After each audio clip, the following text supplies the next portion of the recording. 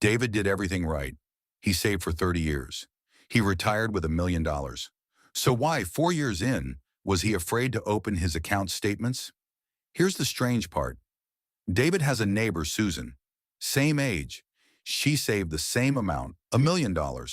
Same funds, same advisor, same plan, pull 4% a year and let the rest ride.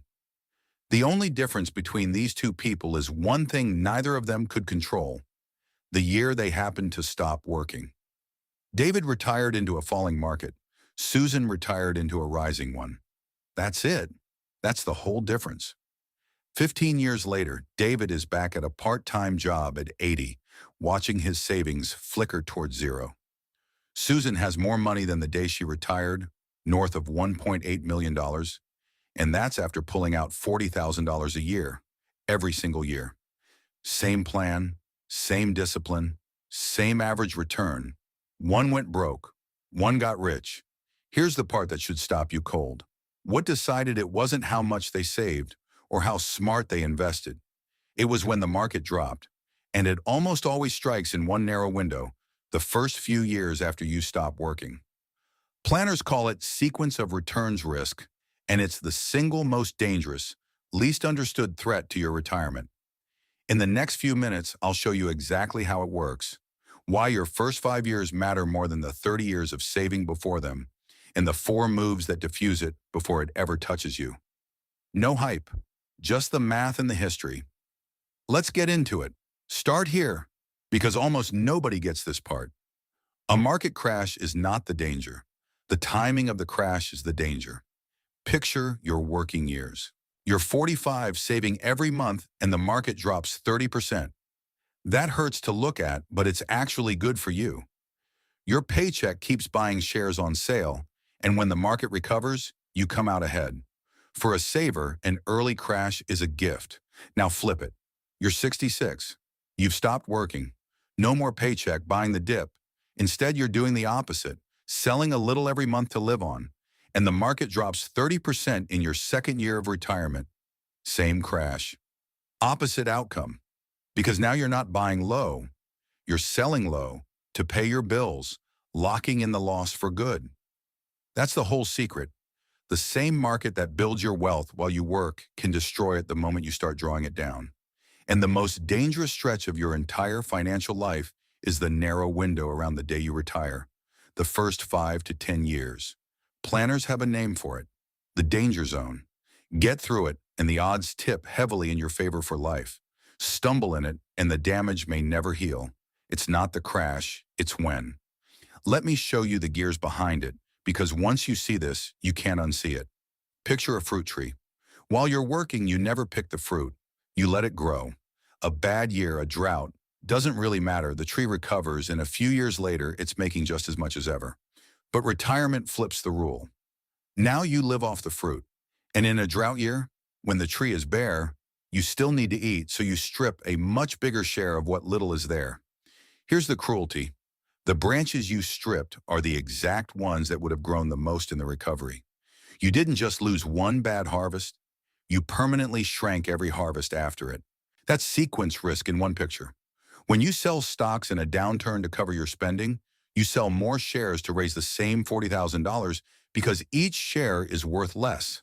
And those extra shares are gone forever. They can't ride the rebound. Run the numbers and it's brutal. 2 retirees, each starts with $100,000, each pulls $5,000 a year. Same average return over the decade, but one hits a bad stretch early, one a good stretch. 10 years later, the bad sequence retiree has around $60,000 left. The good sequence retiree has $150,000, more than double from nothing but the order. And the math is rigged going down. A 20% loss needs a 25% gain just to break even. Selling into that hole digs it deeper. If that still feels like a story, let's strip the emotion out and make it pure arithmetic. Imagine the same person living 2 possible lives. Both start with $1 million. Both withdraw $50,000 a year. Both earn an identical 4% average return over 30 years. The only thing we change is the order. In the first life, the early years are bad, flat to slightly negative for 5 years, then a strong run later. In the second, we simply reverse it. The strong run comes first. Same returns, same average, same withdrawals. Only the sequence is flipped. The result isn't a little different. It's the difference between making it and not. The one who got the bad years first falls behind early and never catches up, and the money runs dry in the mid-20s of years. The one who got the good years first sails through all 30 with a large balance left over. Identical average return. One ends with plenty, one ends with nothing. This is the experiment researchers like Ben Felix run again and again, and it always lands the same way. In the withdrawal phase, the sequence of returns can matter more than the average return itself. Most people spend their lives chasing a higher average. In retirement, the order quietly decides everything. So how often does this actually sink a retirement? The research points straight at one window. In 1994, a planner named William Bengen tested every 30-year retirement in modern history to find a withdrawal rate that never failed. His answer became famous: the 4% rule.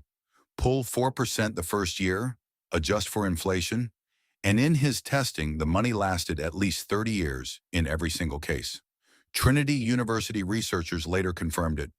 4% survived about 96% of the time. But here's the detail that matters. When researchers looked at the rare failures, they weren't scattered randomly across history. They clustered almost entirely around retirements that began right before a bad stretch. Every 4% plan that failed for the same reason: a steep decline in the first 5 to 10 years. Wade Pfau, one of the top retirement income researchers, put it bluntly: avoid a large loss in that first decade, and your odds jump dramatically, even if a crash comes later. Sequence risk is the primary threat, not inflation, not the average return, not a crash at 80. It's the timing of the early years. So let's put real years on David and Susan. David retired in January 2000, right at the peak of the dot-com bubble. Over the next 3 years, the market lost roughly half its value. David couldn't stop spending, so he kept pulling his $40,000. But now that $40,000 was no longer 4% of his shrinking account. It had ballooned to 6, even 7% of what was left. He was stripping the branches in the drought. Then 2008 hit. By the time markets recovered, his portfolio had too few shares left to ride the rebound. James Conole ran almost exactly this case, a retiree who started in 2000 and was effectively out of money by around 2018. Susan retired in March 2009 at the bottom, just as the longest bull market in history began. Her $40,000 stayed right around 4% the whole way. Her account grew while she spent from it. 15 years and $600,000 of withdrawals later, she has more than she started with. Same country, same 4% plan, same average market if you zoom out far enough. The only difference was the order the returns arrived in, and it was the difference between a comfortable retirement and going back to work at 80. Now, this is where a lot of videos try to terrify you. Let me give you the history straight, both halves. The worst stretches are real. Bengen named the 3 that did the most damage. 1929 to 1931 erased about 46% of real purchasing power. 1937 to 1941 took 44. And the worst of all, 1973 to 1974 combined a crash with raging inflation and erased about 59%. But here's the honest part, the part that should calm you. Even through those nightmares, the 4% rule held in Bengen's testing. The plan was built to survive the worst, not the average. And for perspective, the 2022 sell-off, which felt awful at the time, took about a quarter of real value. Painful, but less than half the damage of 1973. So the takeaway isn't panic, it's respect. The danger zone deserves a plan, but you don't beat it by fleeing the market in terror. You beat it by knowing which moves actually protect you and which ones just feel safe while quietly making it worse. Which brings us to the part almost everyone gets backwards. Here's the instinct. The moment you understand sequence risk, your gut screams, get defensive. Pile into cash, load up on bonds, pull money out so a crash can't hurt you. It feels responsible. For most retirees, it's exactly backwards. Because the real danger isn't only the crash, it's living a long, expensive life and slowly running out. while you sit too conservative to keep up with inflation for 30 years. Flee too far into cash, and you trade one risk for a near guarantee of falling behind. And here's the twist the research keeps confirming. The fancy defensive tricks, the rising equity glide paths, the cash bucket strategies, when you actually test them across decades and dozens of countries, they tend to underperform a simple, steady allocation. Ben Felix's work lands on something almost nobody wants to hear. Sequence of returns risk is really sequence of withdrawals risk. The most powerful lever isn't shuffling your investments around in a panic. It's how you take the money out. Going to cash doesn't protect you. It locks you into low returns for decades. The real fix is spending flexibly so that in a bad year, you simply take a little less and let the portfolio breathe. That single habit does more to survive the danger zone than any amount of fancy asset allocation. So here's how you actually do it. 4 moves. Move 1. Right-size your withdrawal. This is where most blow-ups start. 7, 8, 10% a year is playing with fire. 4% is the tested line, and if you retire early, drop it toward 3. You cannot outinvest a withdrawal rate that's too high.